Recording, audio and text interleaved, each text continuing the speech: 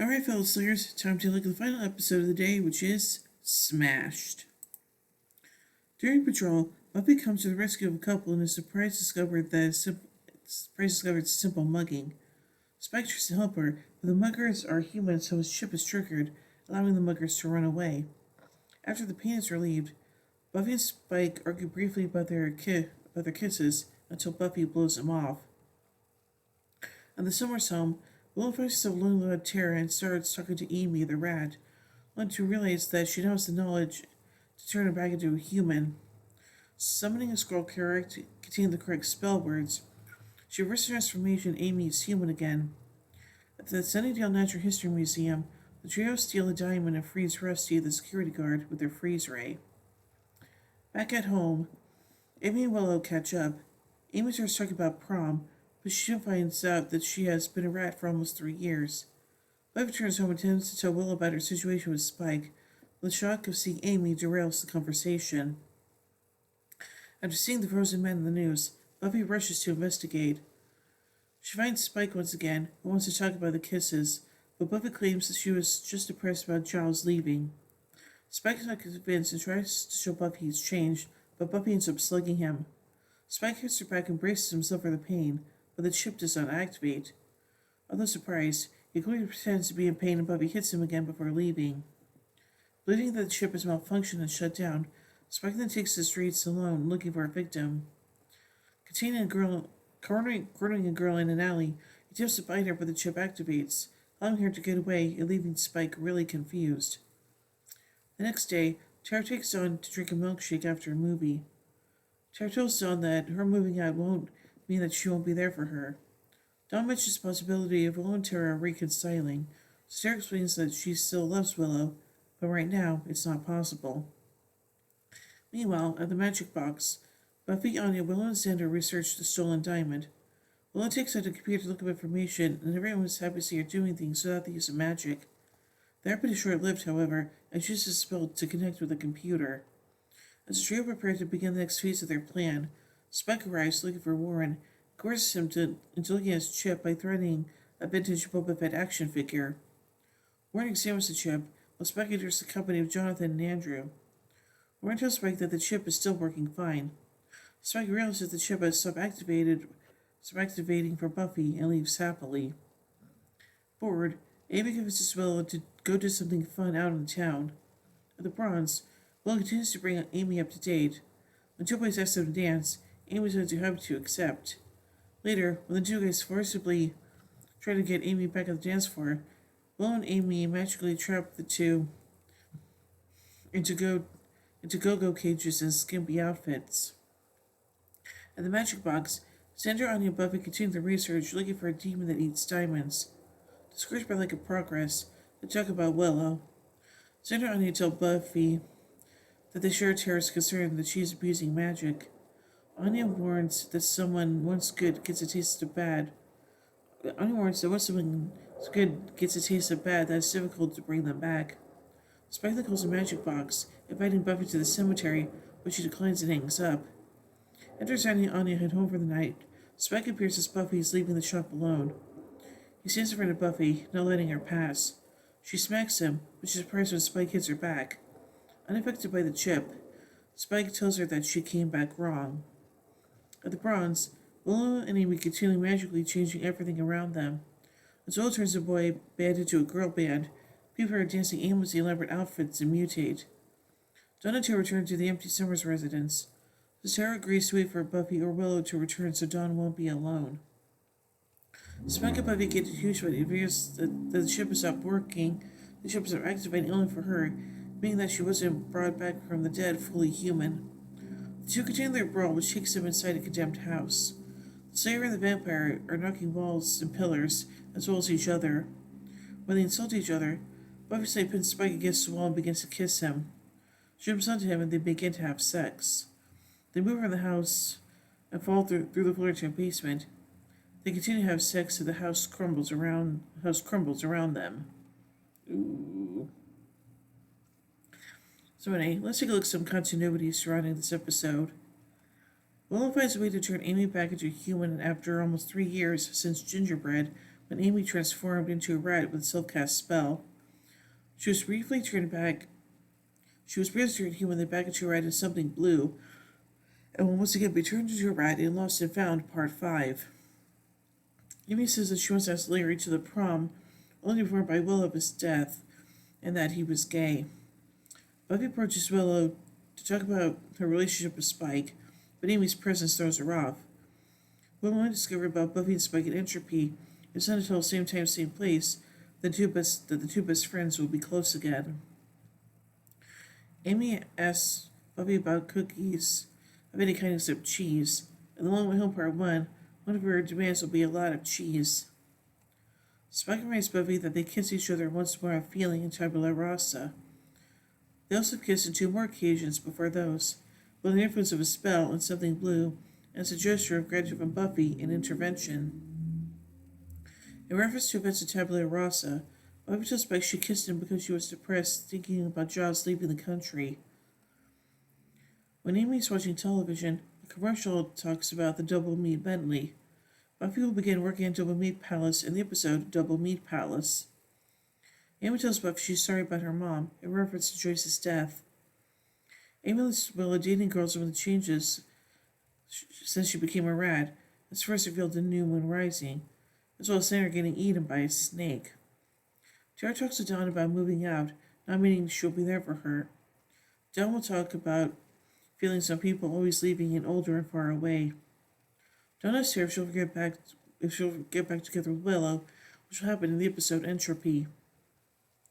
Anya complains about Giles owning something from the magic box he'd taken with him, a discussion they had in Bargaining Part 1. Sandra says that Willow hasn't used her hacking skills instead of magic for a long time, which has happened more than a year before in Primeval. Spike calls Warren a robot boy, and referenced him having created April and the Buffy bot.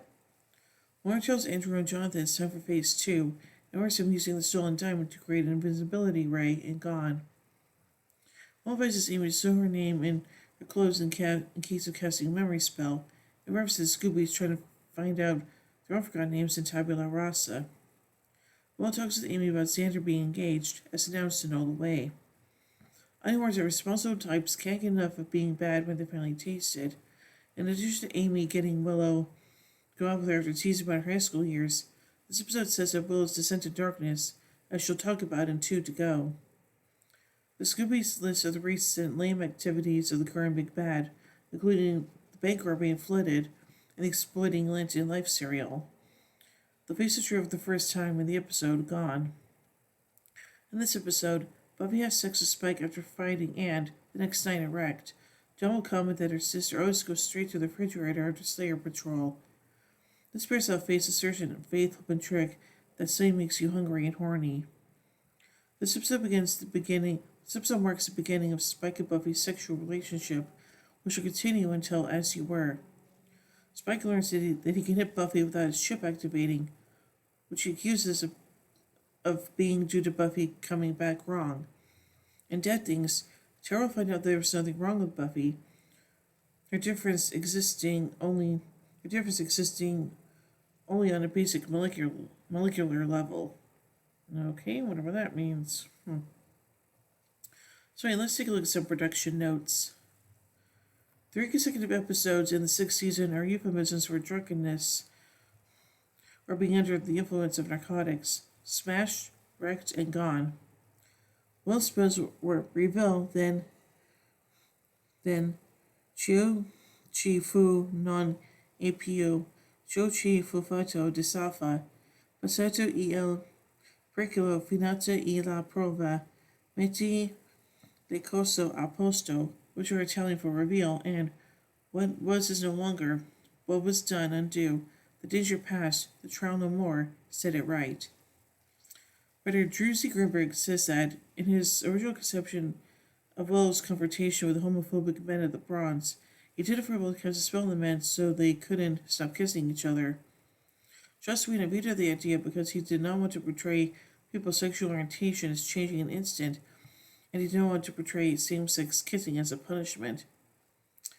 Steve Tartaglia, James Marsters' stunt double, says he knocked himself out during the last scene, which Spike and Spike fall through the ceiling. On that fall, he says, "Our legs got entangled in the breakaway ceiling, and it caused to tilt at an angle so that my head was the first thing to hit the ground. And it did. It knocked me out. Basically, I came to with some flashlights and smelling salts." Showrunner John Medlin also hurt himself during the episode while demonstrating how Spike should swing from the chandelier. The chandelier broke. He fell 7 feet, and the chandelier landed on his face, breaking his nose. Ugh. So let's take a look at some deleted scenes. The first one is where Spike would prepare his script before calling Buffy.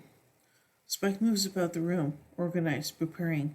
From chest of drawers, he pulls out a stun gun, fires it a couple times to make sure it works, sets it on a table. From a trunk at the foot of the bed, he brings out a coil of rope, pulling it tight, puts it on the table too. Wrestles some more in the trunk, reveals a set of chains, a handful of padlocks, and a pair of handcuffs. On the table, he rummage through a stack of records and finds just what he's looking for, an LP of Roxy Music's Avalon. He presses on a disco turntable, lights some candles, sets a bouquet of flowers in a vase, sprinkles rose petals on the bed, looks around, taking his handiwork, lets out a locate sigh. There, all ready.